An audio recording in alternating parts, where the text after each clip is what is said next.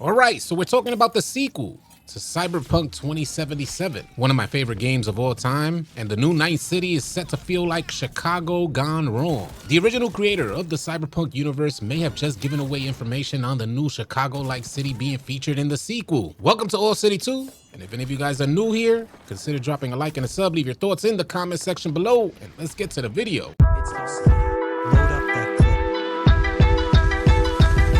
Referencing this article from Sam Seppiu with Insider Gaming, titled Cyberpunk 2077 Sequel City Feels Like Chicago Gone Wrong. How many of you guys feel like a futuristic Chicago is the perfect setting for a sequel to one of our favorite games, Cyberpunk? Sound off and share your thoughts in the comments. Mike Pondsmith, he's the original creator of the Cyberpunk universe, and he recently appeared for an interview for the Digital Dragons 2025 event. During this interview, Pondsmith touched on the topic of the Cyberpunk 2077 sequel featuring a new city inspired by a Chicago gone wrong setting. I know a lot of players are wondering if the original creator of Cyberpunk 2077 is as involved with the sequel as he was for the original. Pondsmith says he's not as involved directly, but he gets to see the scripts, interact with different departments working on the game, check out new cyberware and more. He also spends a lot of time with the environment guys, and that's where the new city comes in. Pondsmith shared that there's another city that we visit in Project Orion, the Cyberpunk 2077 sequel. But here's where things get interesting, because it seems that was an accidental slip, as he immediately states he can't share any more than that. He explained that Night City still exists, but there's another city that players will explore in the new game. Pondsmith, staying close with the environment guys for the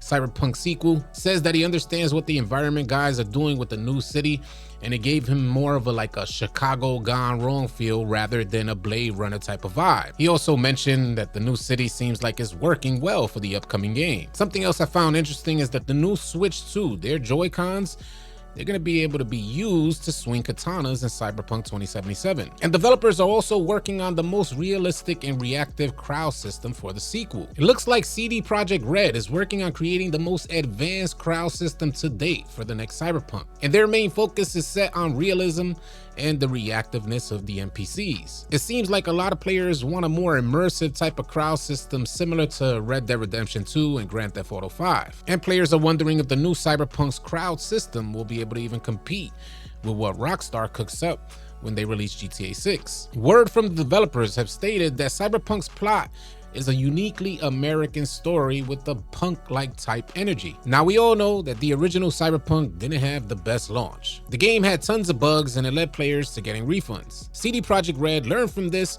was able to flip it around, turned Cyberpunk 2077 into one of the best games of all time. I keep my fingers crossed, hoping that CD Projekt Red learned from their mistakes from the initial launch of Cyberpunk 2077, and hopefully for the sequel we receive a bug-free and polished game. You guys stay tuned, because as we get more information about the sequel for Cyberpunk 2077, I'll be sure to upload here. In some other gaming news, Bungie, the creators of Marathon and Destiny 2, recently found itself at the center of a scandal. It was recently discovered that some artwork being used in Marathon appeared to have been lifted from an independent artist. The artist, named N2, explained how huge companies regularly parasite her designs while she struggles to make a living. And it seemed like Bungie, they were committed to doing right. In a statement on social media, Bungie wrote, "We immediately investigated a concern regarding unauthorized use of the artist's decals in Marathon and confirmed that a former Bungie artist included this artwork in a texture sheet that was ultimately used in-game." Bungie goes on to say, "This issue was unknown by our existing art team,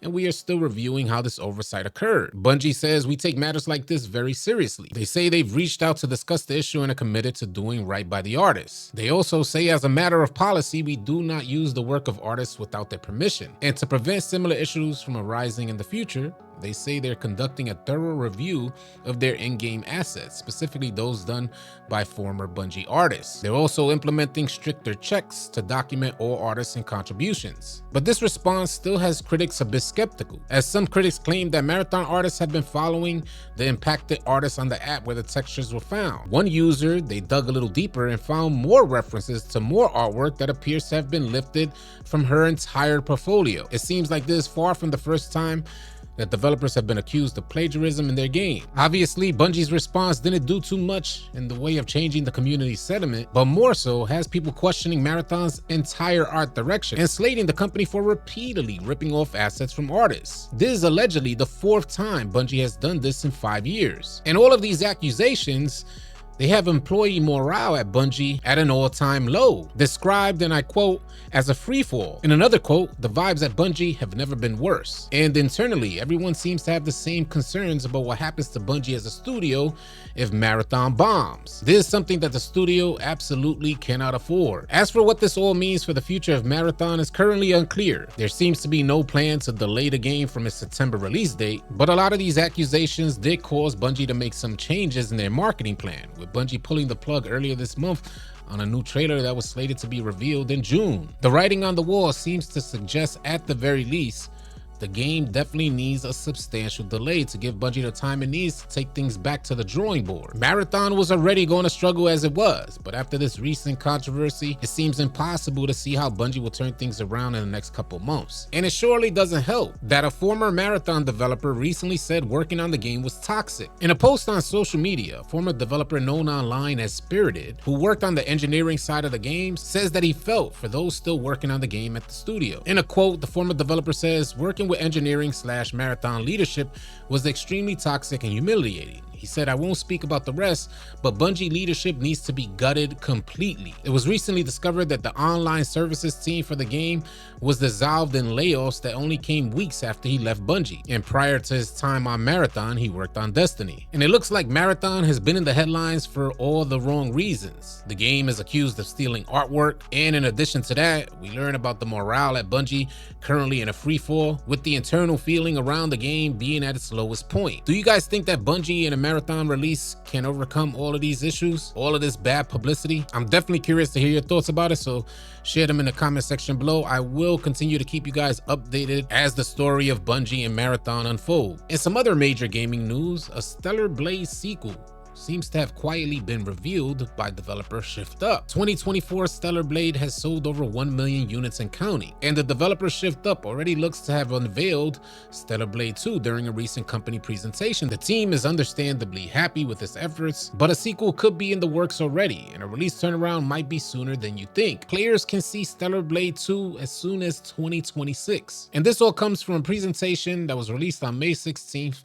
which went through the company's recent financials, awards, and plans for the future. Skipping ahead to around page 19, we can see an interesting chart showing scheduling plans for Goddess of Victory, a potential future title labeled Project Witches, and Stellar Blade is on this list. A closer look diving into the Stellar Blade section shows that platform expansion is planned and a sequel. This is all set up to be released before 2027, meaning we can expect to see Stellar Blade 2 anytime between now and the end of 2026. Surely, plans are subject to change. Delays and unforeseen circumstances could push a potential Stellar Blade 2 release window back even more, but it looks quite clear Stellar Blade 2 is happening, and currently it just remains to be seen when we get an official announcement or a teaser trailer. I, for one, would love to see a sequel of Stellar Blade. It was one of 2024's biggest hits. But as always, I'm curious to hear your thoughts, so share them in the comment section below. If any of you guys are new here, consider dropping a like and a sub on your way out, and I'll catch you guys on the next video.